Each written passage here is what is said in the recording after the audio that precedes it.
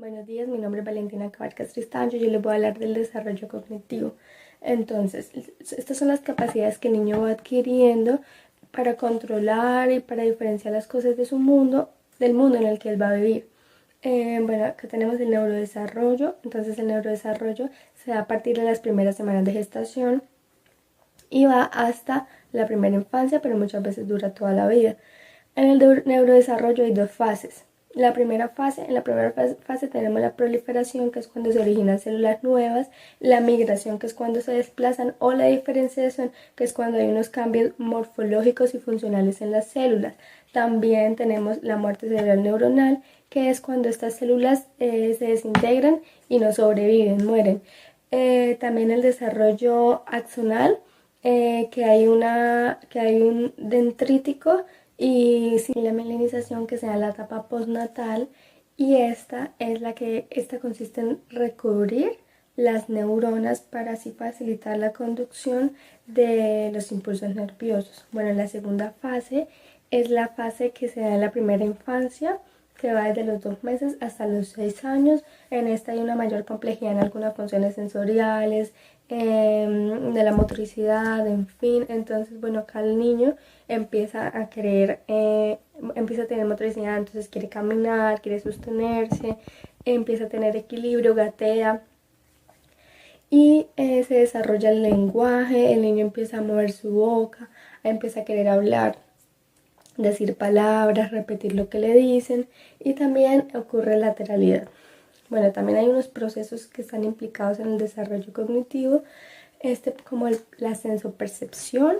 La sensopercepción es cuando captan los estímulos para ser procesados por el cerebro, que esto tiene 3 procesos. Bueno, la detección, la transmisión, y el último proceso es el procesamiento e interpretación.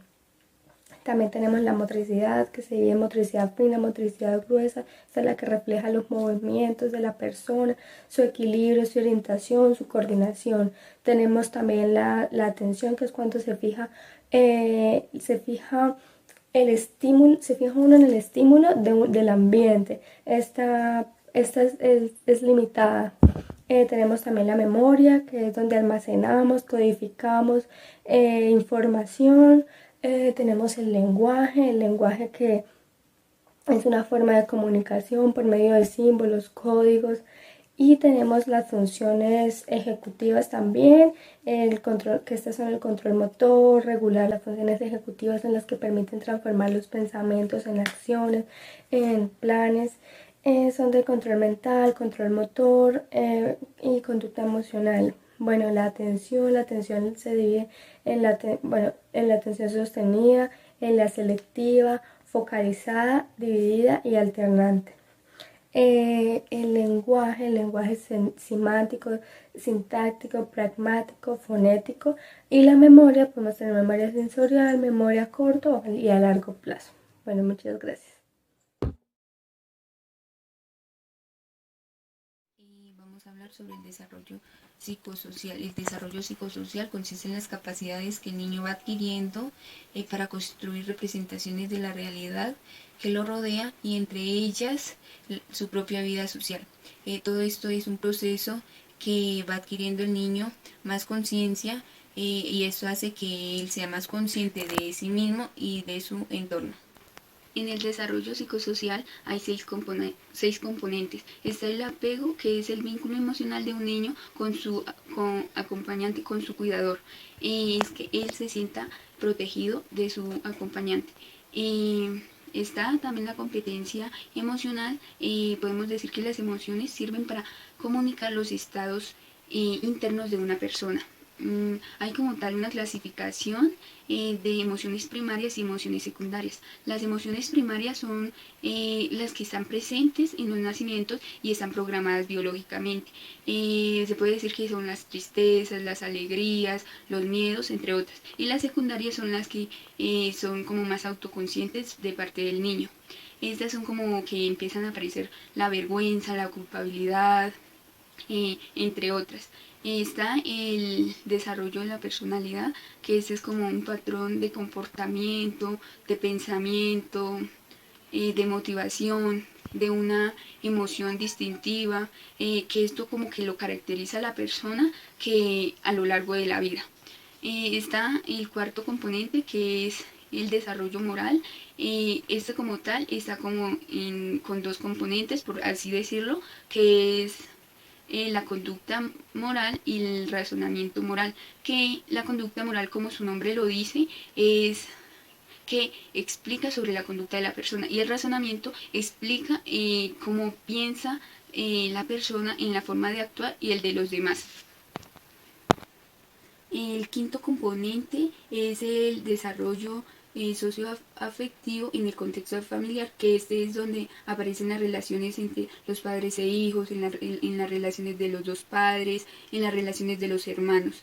Y por último está el componente del desarrollo socioafectivo, que es como cuando los padres empiezan a dar permisos o a darles el espacio a los niños para que empiecen a interactuar con los demás niños. Esto es como en una edad de 3 a 5 años aproximadamente.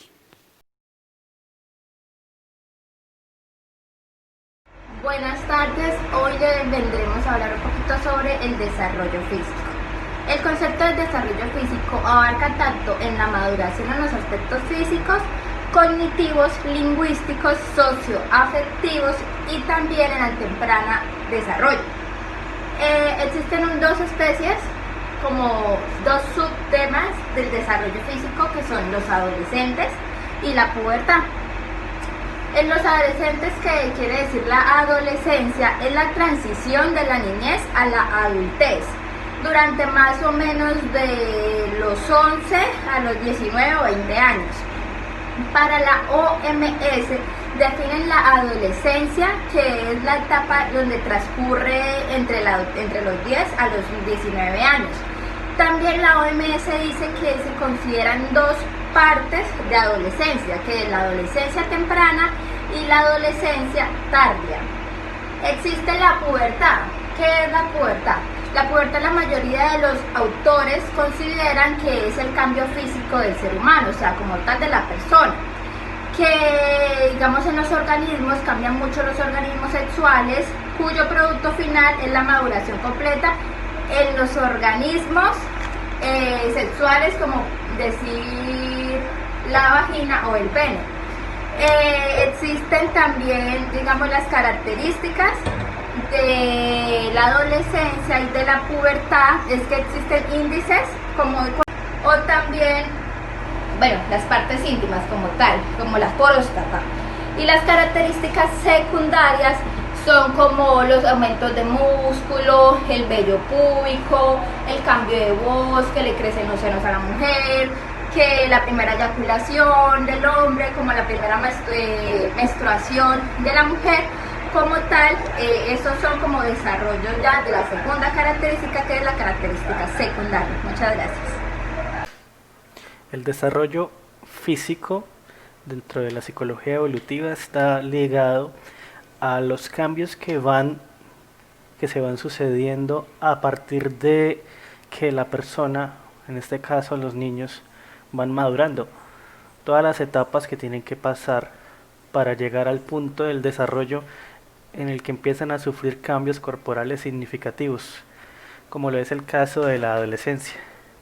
El sentido de la adolescencia es dar orden a lo sucedido en la infancia. Lo infantil debe quedar en el lugar correspondiente.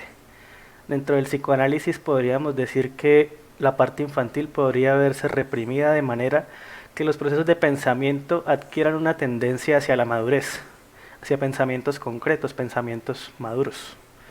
Por otra parte, existe un proceso que se viene dando a partir de estas etapas, que es la subjetivación, mediante el cual el sujeto empieza a trabajar reconociendo factores de sí mismo, ¿sí? Empieza a trabajar en sí mismo para encontrar una identificación con las cosas que le gustan y asociaciones con las cuales pueda empezar a trabajar y a involucrarse directamente.